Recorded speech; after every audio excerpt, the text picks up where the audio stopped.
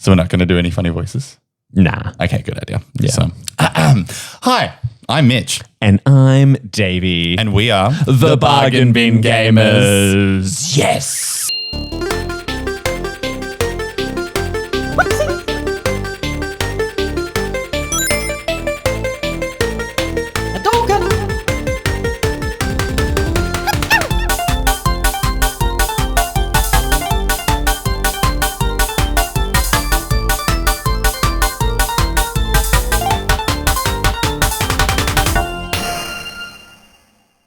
Coming at you festively from Davey's Lounge Room. Yes, that's right. Merry Christmas and a Happy New Year, everyone. It's the festive season. The silly season has begun. And this is the podcast and YouTube show where we put the G-A-Y in G-A-Y Ming. Whilst also looking after your hip pocket. That big, deep pocket. Oh, I really need my hip pocket looked after right now, Mitchell, because it is the silly season. And we've just had a big couple of days, which we're going to talk about today anyway. But before we do that, let's give a big shout out to this show's associate producers, Sam Johnson and Mei M. Hey, Sam Johnson and Mei M. We love you. We just love everything that you do for us. You keep the pod going with your money. Let's yap. Let's just yap about stuff. We're just going to talk. Basically, we're going to go through kind of what's been happening in like pop culture and queer gaming and just gaming in general, and kind of give our thoughts and opinions and just do a little bit of a catch up, just see what we've been playing, what we've been doing. Yeah, it's just a gaming chat. Just two friends chatting about gaming. And you, our intimate friends. to a mobile phone on a tripod. Precariously holding a light up. No. I watch so many other podcasts and YouTube shows where they've like really set up these like big professional studios, and I'm like, we really are the bargain bin sometimes. Listen. It's our charm. If the content is still good, who cares how the sausage is made? Exactly. And I'm going to say, you guys have been loving us lately. Like the podcast downloads going off, popping off. YouTube, not so much. That's because we've got our ugly mugs in it. Exactly, yeah. But it seems like you are taking us with you on the road, and we appreciate you for that. So thank you. So if you're currently listening to this while driving somewhere, I love you. Yeah, and I love you too. Eyes on the road. Yes. Hands 10 and 2. 10 and 2. I was going to say 3 and 4 then, but that wouldn't work.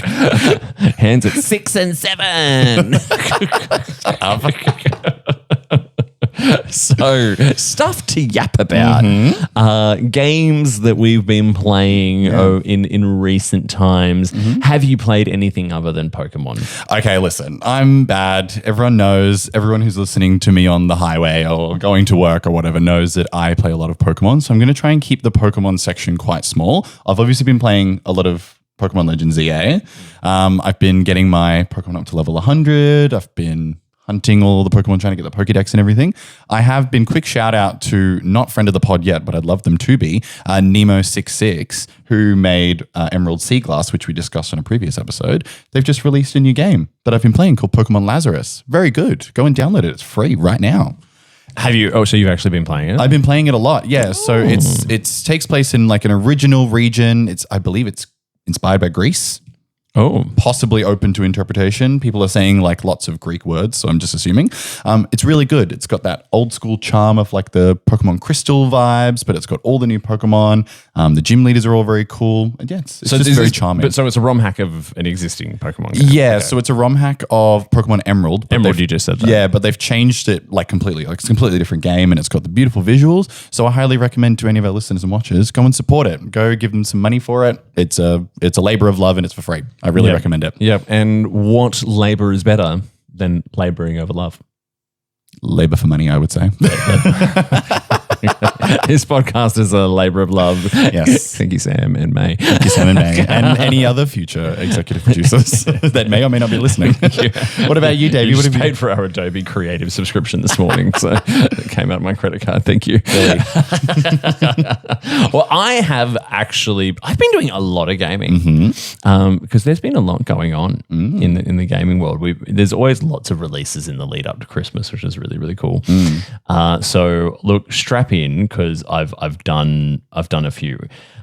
So one of the first ones I was playing for a little while was Sonic Racing Crossworlds. Do you know Sonic Racing Crossworlds? No. It's Sonic, but he races. You're joking. Oh, get out! I know. I like Get out of town. The folks at Sega really pulled a fast one on us there. Curveball. Sonic Racing. It feels a little redundant because Sonic is meant to be like faster than a speeding bullet as it is anyway. But like, no. I'd much rather slow myself down and jump in a go-kart. Oh, it's literally in kart racing. Kind of kart racing, yeah. Doesn't it defeat the purpose of the fact that he can run faster than a car? Let's not think about it. Well, I mean, I guess the rest of the characters can't, so he's leveling the playing field a little bit. Fair. But I got to admit, pretty good. Yeah? Yeah, I mean, this is not the first in the Sonic Racing series. Sonic Team Battle Racing or something was the last one, which I played a lot of during COVID on the Switch, was pretty good. So I picked up the PS5 version of this one. Yes. Because there's only a Switch 1 and not a Switch 2 update for it yet. Because I do tend to preference the Switch a little bit these days. Yeah.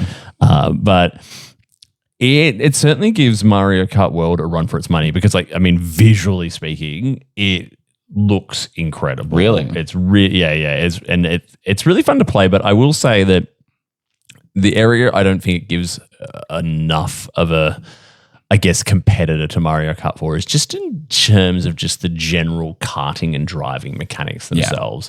I do find it's not it doesn't feel as like fun and intuitive driving around. It's more frustrating and hair tearing out. Oh, I don't like that. Because you can customize the carts, but like sometimes I find you can customize them a little bit too much, and it's really, really hard to find a sweet spot of like weight and handling. And is it almost like a too much choice is like causing like things to not work as well? Like, because you have to pick all these different bits and pieces of it, it makes like it hard to optimize. Is that what you mean? I guess it can, and I think some people probably love that. And I definitely enjoy unlocking all the options. I really enjoyed that in Mario Kart 8 because, you know, like from Mario Kart 8 to Mario Kart World, the customization of carts kind of went away and just you had lots of different like carts to choose from instead. I don't know. There's something I can't quite put my finger on about it where it just doesn't quite get to those Mario Kart highs, but I will say this is the first ever non-Mario Kart, you know, character karting racing game that I would say has come really, really close. That's good. Like really close to toppling like Mario Kart off its pedestal, little tall poppy that you are, Mario Kart. Honestly, it's about time that like, sorry to all the Sonic lovers out there, but it's about time Sonic had like a good game. Like I feel like Sonic has been releasing games that people keep hating on. I'm not a Sonic fan, so I don't really know. Oh, see, I am. And we know this from getting you to play like all the old Sonic games from when I was a kid. But some of the recent ones have been pretty good. Sonic Frontiers, was so different. Sonic Frontiers was like the Breath of the Wild of Sonic. Love. Where they went like open world and all this kind of stuff. Very experimental. But it mixed in a lot of the traditional Sonic like kind of courses and stuff as well. I enjoyed that. The recent one that came out, Sonic Generations Cross Shadow, whatever it was, that was really, really good too. Because it blends in like the old school 2D Sonic with the new school 3D. So yeah, like he's having a bit of a renaissance. But Sonic will always lead us into a false sense of security, I find, because you feel he's doing really well, and then like a Sonic Boom comes out or something. Or was it Sonic Boom, the one on the Wii U? It was terrible. I believe it was, yeah. So yeah, Sonic Racing Crossworlds. I've been doing that one. I'll touch on the Switch 2 stuff because I've been playing a lot of Switch 2 lately.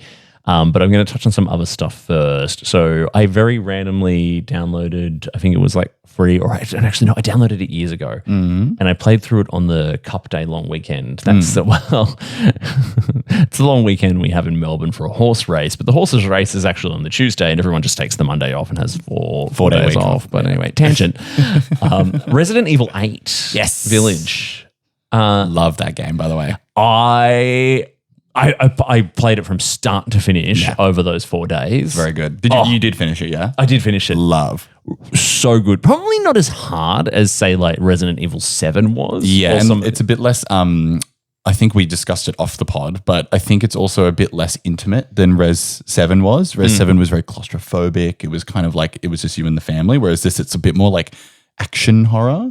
Yeah, which Resident Which is Evil kind of a is- return to form for them, really. Well, Resident Evil has always kind of walked a fine line, and they've been criticized for it before in terms of, its roots is traditional, like claustrophobic survival horror. And then they've had titles in the middle there which have gone a little bit too far down the action path. This was probably more on the action path. Yeah. Because I found that, like, unlike other Resident Evil games, like, I mean, ammo was generally scarce, but I also had enough most of the time. Yeah. I mean, I was playing on normal difficulty. I do think the game, I don't know if you agree, I think the game kind of is best at the start and the end. So the start, you're in the castle with Lady Dimitrescu, question mark. Don't know how to say it. Big tall lady. And then I think like the later part where you get to like the robot zombie area, that's really good. I think that middle bit is a little bit of a dip though. The doll and like the water. I don't know if you would agree with that. Yeah, I mean, yeah, definitely. I mean, there were certainly areas which were a bit more of a slog to get through than others. But it had all the Resident Evil stuff. There was definitely, I rarely felt safe. There would, like a lot of these games, there's particular areas where you will be safe if you stay there, and if you saw them, you'd be a sigh of relief. I can just get a bit of respite from having to constantly like run away from things and all that, and being stalked by like there's that one part where the big werewolf is in the village with you, and you're darting from house to house, like making sure it doesn't get you. Making sure it doesn't get you. I was like, Anthony was like sitting here at the table writing reports whilst I'm over on the couch playing it, and he got so shitty at me because every now and then I'm like, he's like, fuck off, go play it in the bedroom. He's like, shut up, I'm trying to work. That's so funny. So that was Resident Evil 8, and then I played a little bit of the Silent Hill 2 remake, and that was far too scary and just giving me heart palpitations. I really want to pick that back up. To keep onto this horror theme, though, I wanted to mention as well, because the spooky season kind of happened. I know it was a couple months ago, but I did a bit of revisiting for PT, the demo that came out. Now, I'm not going to lie, I don't actually have a PlayStation 4 that has it on there, so of course I just had to revisit it via YouTube clips, but I did have it when it first came out. By God, what a demo. Oh, what I a had a terrifying game. So you've just been watching the YouTube clips? So I was basically like, I went through like a bit of a rabbit hole. I replayed, Silent Hill. No, not Silent Hill. Resident Evil, which is the one where Las Plagas, is it 2? Or is that 4? Las Plagas. Where you're in Spain? I think it's 4. That's 4. Fake fan. Anyway, I played the remake of that really good. And then I was like, oh, I need to play more horror games again. And I got back into PT because I wanted to watch it again. And oh my God, what a showcase. Like it's so spooky and it's claustrophobic and it kind of hits like every perfect beat on the way down to a good horror. Like you don't know what's going on. You're powerless. You're trapped. And it's just like frightening the whole time. And there's still secrets being discovered about it. Like people are still finding stuff about it.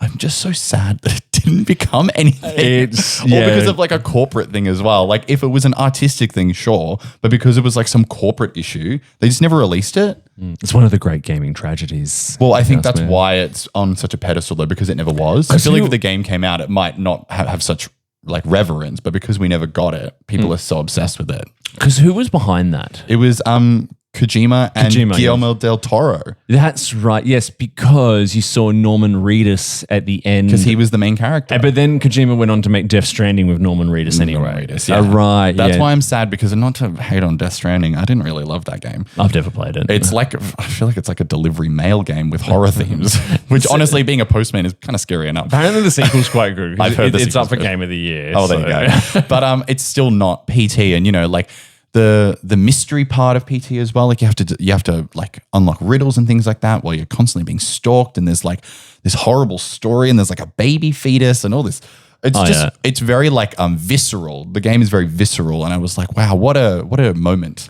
And it's unclear what it was meant to be. Yeah, it's like there's like pieces you can kind of pass together. Like there's something going on with like aliens, and that like it's like triggered someone and he killed his family and all this stuff. And like it was just very, it was a time and a place, and it kind of took me back to, what was it, like 2015, 2014 it must have come out. It was a while ago, yeah. And me downloading it, and I was scared shitless. Yeah, And- because that's the only way you can play it now is if you had it downloaded on a PS4, because if you deleted it, I don't even think you could re-download you couldn't. And that's the thing. They took it off the shop, and people were selling their PlayStation 4s with it on there for like triple the price a normal PlayStation 4 will go for. Because people wanted the game. I'm hoping one day, obviously I don't, the Bargain Bin Gamer does not advocate the illegal downloading of any video game content, just for reference.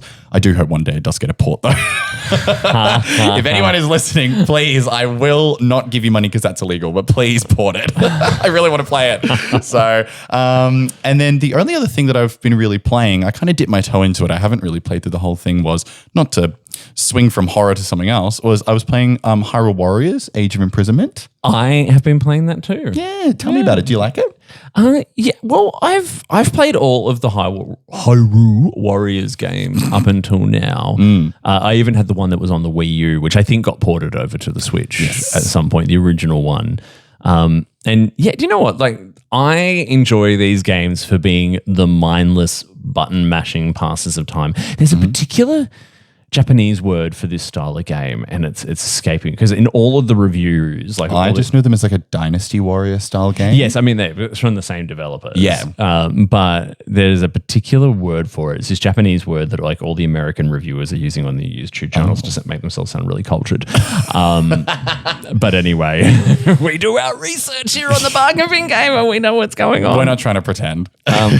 Yeah, I like this one a lot though, because it's the first one that feels really technically competent, runs really well, it looks beautiful. It's got the story has been a little polarizing for some people. Like IGN were bagging it, saying the story was really drawn out, whereas Nintendo Life were like, oh wow, no, this adds so much interesting lore, and I found the story really compelling.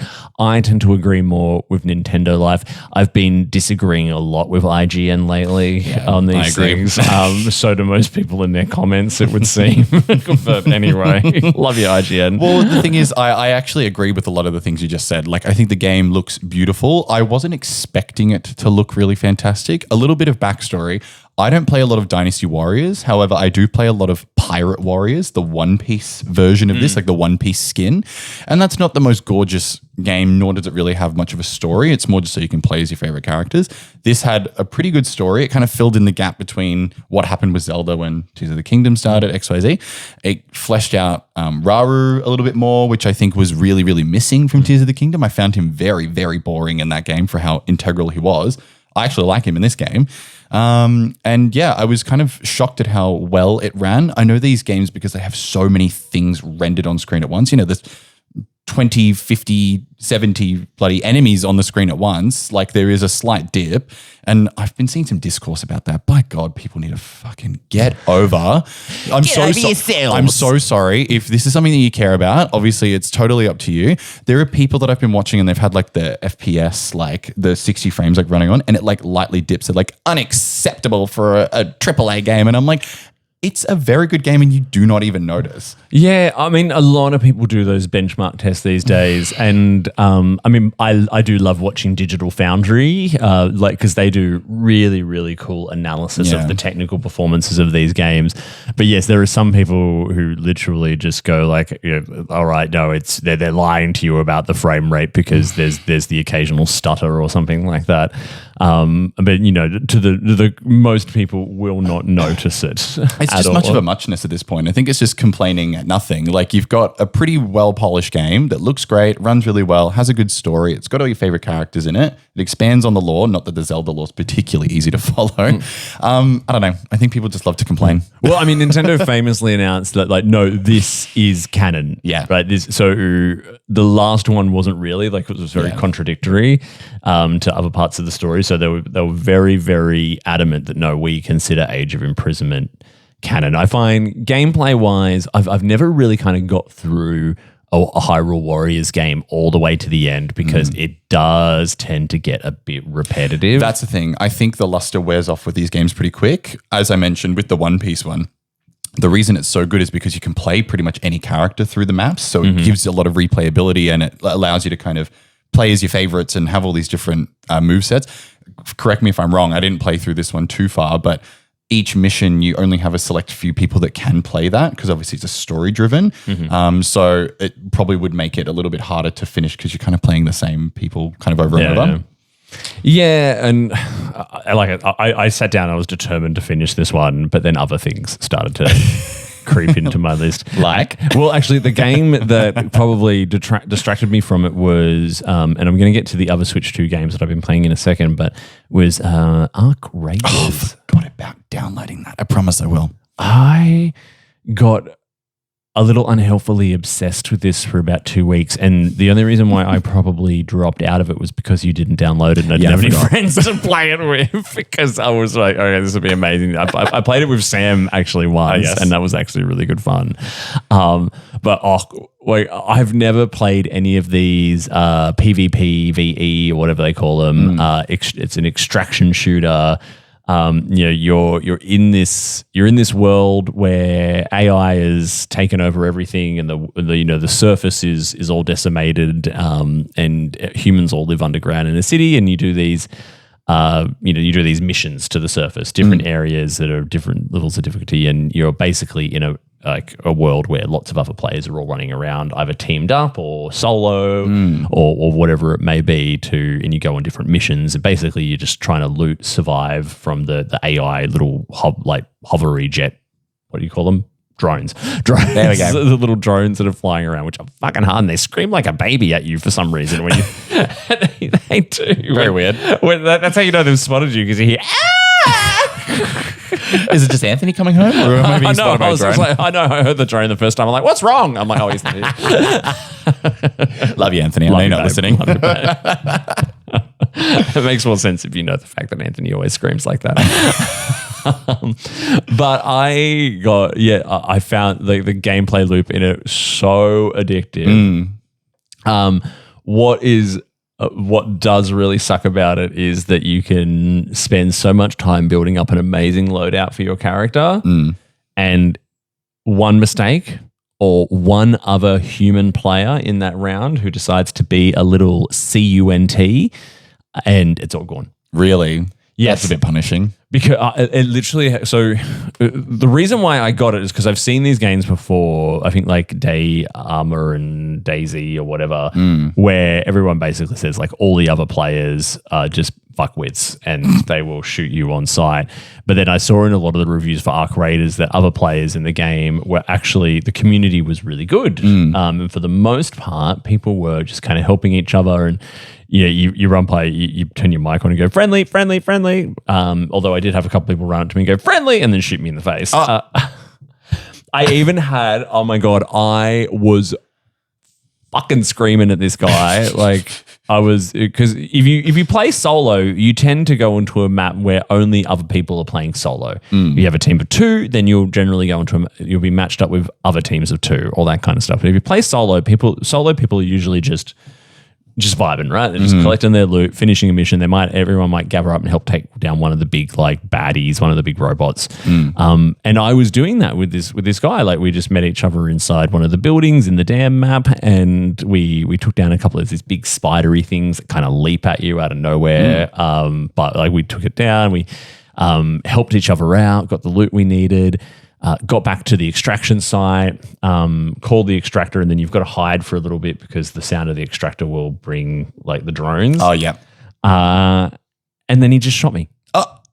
He just shot me. Betrayal. And took all my shit. Judas. And I literally turned my mic and I went, you fucking cunt. Like I was like screaming. Sorry to all the headphone users, by the way. I was so pissed off. That is very funny. But I think that's kind of what makes the game like so cool though as well, because it's so unpredictable. Of course. Right? Well, it's also like you're interacting with real people. They could turn on a dime. It would be very dynamic in, I guess, the best and worst way. Like you've got real people making real choices. Yeah. There's no moral system. They could just fucking kill you if they feel like it. But I found when I was playing like 2v2 match, or like, against other teams of 2, or there were, again, you're not playing against, everyone's just kind of in the map together. So when Sam and I were playing together, we were getting taken down by other players a lot more. Like apparently when it's big teams, it turns, people just start beating the shit out of each other. Why not? But I'm like, why can't we just? I just want to do the missions, but I mean, there's that. Why can't we just bake a cake full of rainbows? It makes me realize just how sick human beings are and how awful the apocalypse would really be. I love how this is your revelation that humans are bad people. It really is, like, because there's this like constant tension the whole time that you're playing. I can remember, like, in one game I was about to go into this building and then I heard, you can hear like shots from really far away and all that kind of stuff, and I heard this big explosion and then I heard these two guys going, oh yeah, fucking idiot, he didn't see us coming, he thought we were going to help him, rah, rah, rah. And I'm like right outside the door and I'm like running and hiding. But I planted all these traps at the door and blew them up when they came out. Losers, they didn't see that coming. I was like, but then there's all these other really cool moments where I was in one building and I could see from this building into a car park building across the street, and there was this guy on the roof and there was 3 drones, like he was swamped by them. I'm like, all right, this dude's going to die.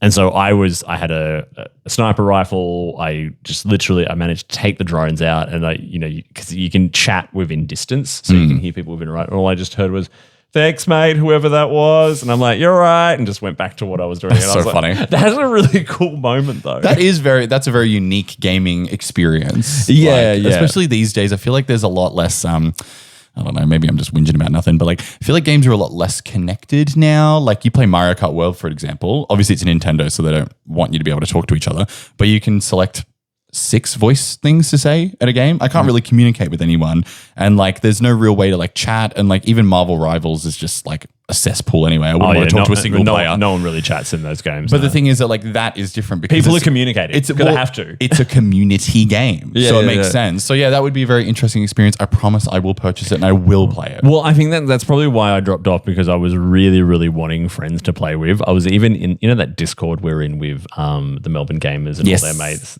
Someone brought it up in there, and I was like, "Oh, come play with me." And I was like, "Nah, don't like those kind of games." I'm like, "Oh, okay, never mind." But anyway, love you guys, Melbourne. Love you guys. Shout out. Because on my own, after a while, it can become very addictive. Like, I found myself, like, if I was working from home, I'd play it in my lunch break. I'd get a couple of rounds in and all that kind of stuff. Yeah. But then it's a live service game. So, I mean, it costs $50 to download, but then there's microtransactions and stuff like that within the game, which I don't think you really need to spend money for it. But it was taking up quite a bit of my life, and I really kind of want to dive back into it. But I really want to dive back into it with you, my I'll dear join friend. you. I promise. Yeah, Might even record a little bit. We'll go on Discord and we'll record it a little bit. I know we could. We do a little bit of a live stream on that Twitch channel that's sitting there gathering dust that we have. We're gonna go and pick it up like an old cartridge. And then it's moving on to, it's becoming the summer of the Switch 2, by the way. It really because I mean, Switch 2 summer. They've just had their last 2 big releases for the year. And can I just say, I get it.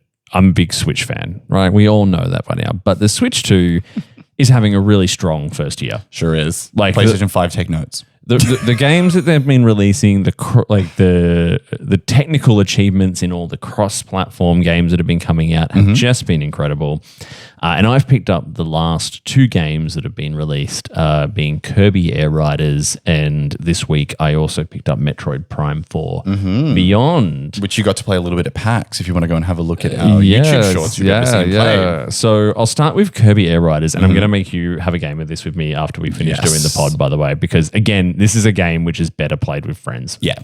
So do you know anything about Kirby Air Riders? I watch Farn play it. Shout out to Farn again. Apparently this is the Farn show. Oh no, Big fan. We need to Farn if you're watching. And we know you are.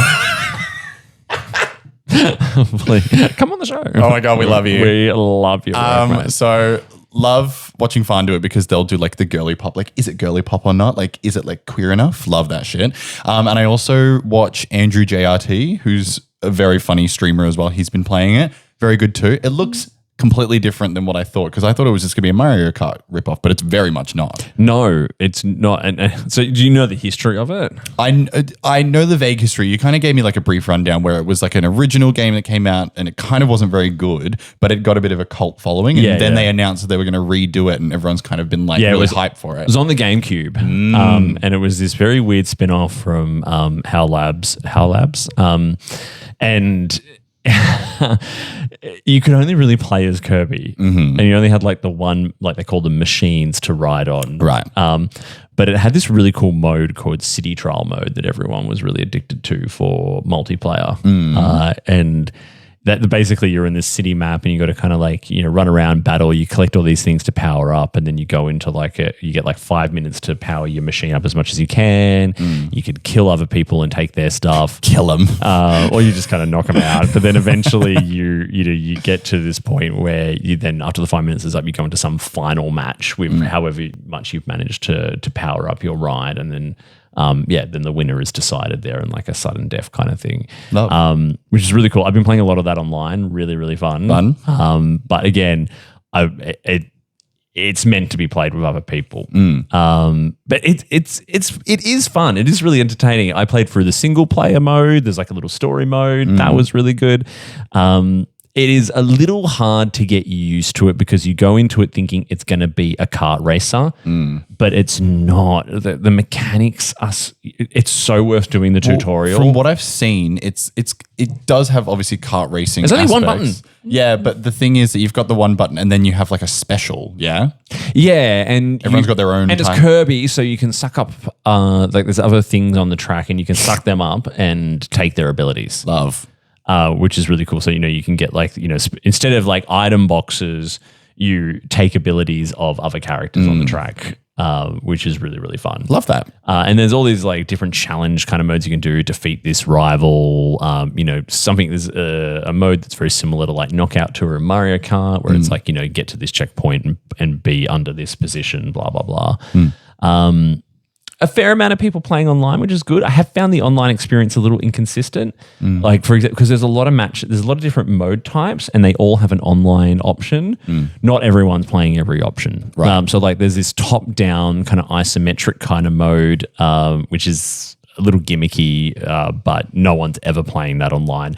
Always people playing City Trial, though. Of course, that's the one. That's the one. That's the one to play. But yeah, like I don't know if I'm like, I think it's the most amazing thing ever. But it's fun and it's entertaining. The novelty's noveltying. Well, you know, I feel like it's from the same people that do Smash Brothers. Oh yes. And the Smash Brothers DNA is leaking out of it. Oh yeah, like when I show it to you, you'll see even the general design of the game, the way like the cheering that happens in the background, the menus. It's even got the same announcer, you know, like who goes game. Like, oh my god, really? So when you win, like the same font comes across the screen. It's like, God, sorry. Finish! You've just activated me like a sleeper agent. I really want to go and play some Smash, actually. I was just thinking about it. I was like, ooh. And what's the name? Sakurai, the guy who... Sakurai. Yeah, so I found something really interesting about this when I found a YouTube guy who's like a graphic designer, UX designer, who loves to kind of break down the UX in video games. And he was talking about how amazing the sort of like the UX is, the user experience or design in Kirby Air Riders and the Smash Brothers games in general.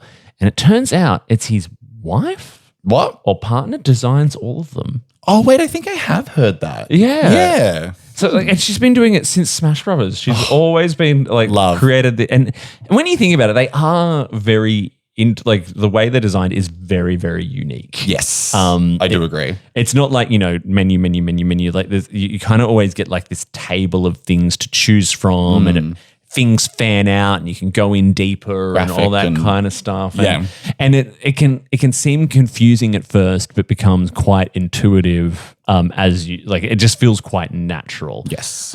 So that was a little bit of fun trivia. That is fun trivia. That. But yeah, wait till you play it. Yeah, we'll give it a go after. And if you haven't played it, I would recommend it for people who just, if you want a party game, like, right? But it's also hard to recommend as a party game because people need to learn the mechanics of it, right? Like I would say, get your friends to quickly do the first basic tutorial. So even though it's only one button, there's a lot of tips and tricks that you need to master. But once it kind of clicks, it's good fun. It's fun. Yeah. Love that. Yeah. Last one. So this only came out 3 days ago at the time of recording, and I've played a stack of it already. Metroid Prime 4 Beyond. Beyond. Beyond. Do the button. Beyond. You love having I that love on having your the side. power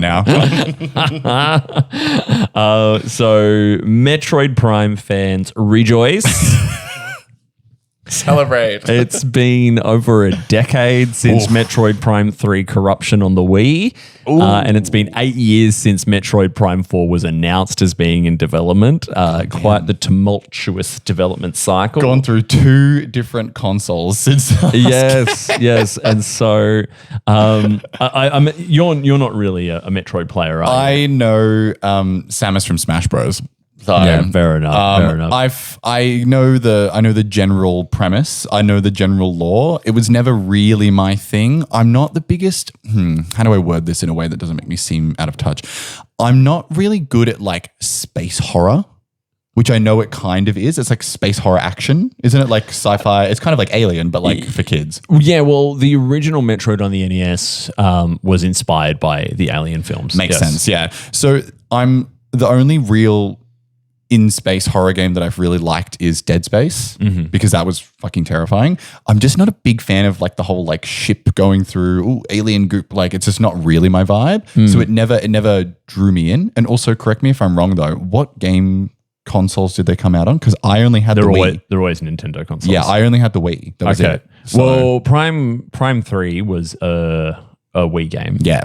And they did do re-releases of Prime 1 and 2. But the Prime series is kind of different from the rest of Metroid. Right. So, you know, well, I mean, it has the same DNA in it, but the Prime series is the 3D first person, whereas, you know, I mean, obviously everyone knows Metroid started the Metroidvania series, which is where you've got this big interconnected world, big map, and there's lots of backtracking and gaining up of abilities, and then you can go back and gain access to areas that you couldn't get it to previously. And famously, when Metroid Prime came out on the GameCube, everyone was like, "What? They turned it into a first-person shooter." It's hard to really say that these games are actually first-person shooters. They are first-person like action adventure games. There's shooting aspects. I wouldn't call it horror. The only horror comes from it. They're very famous for creating a sense of isolation. Yeah.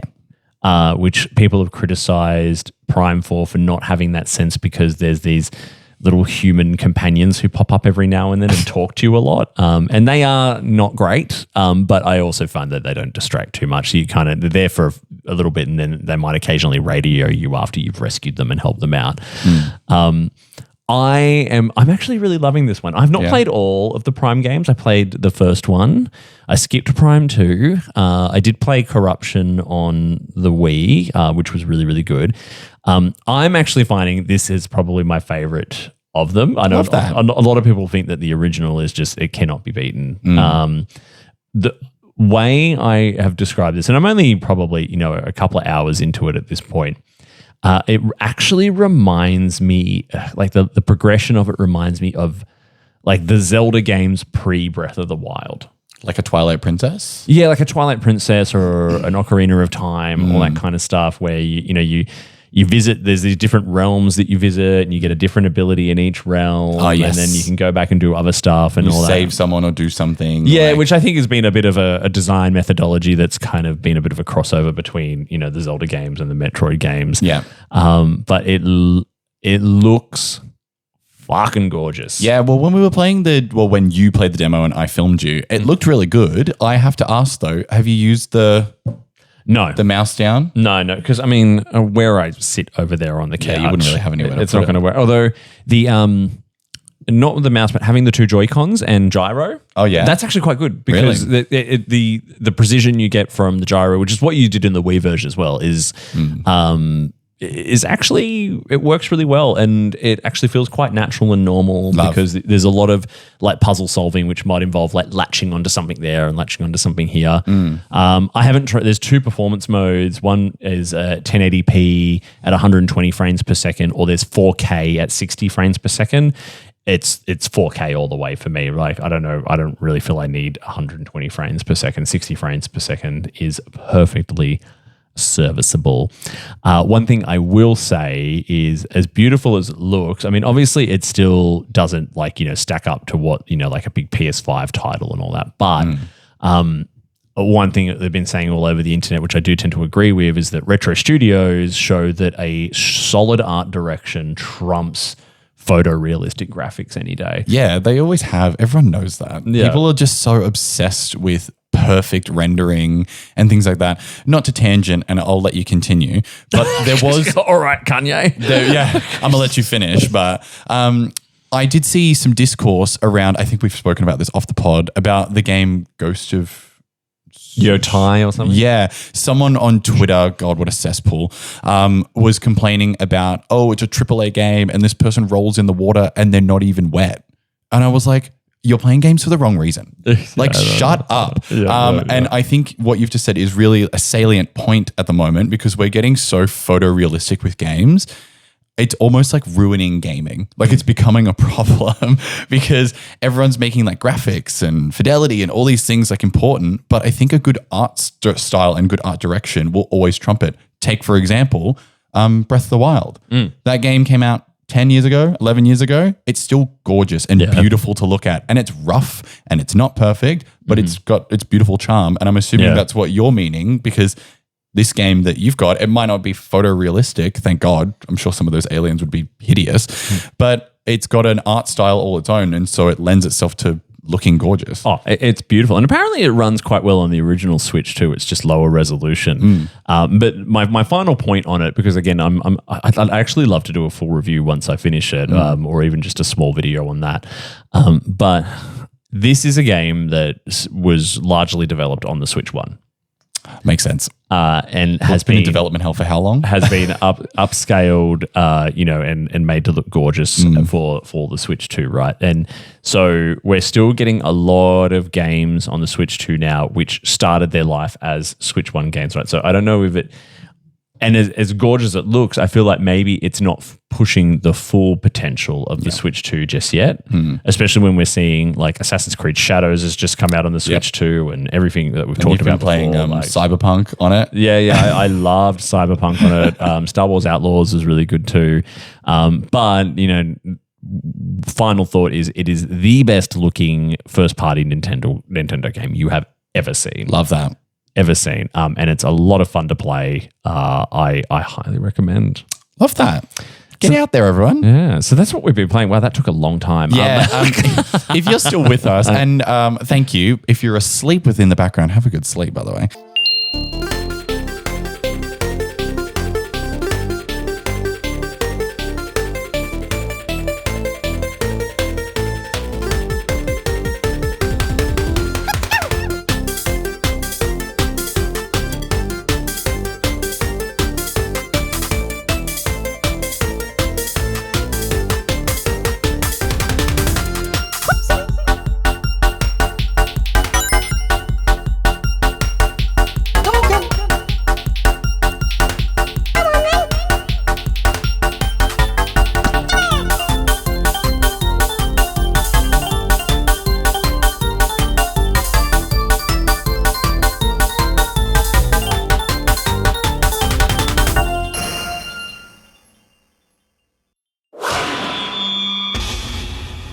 Double T Media.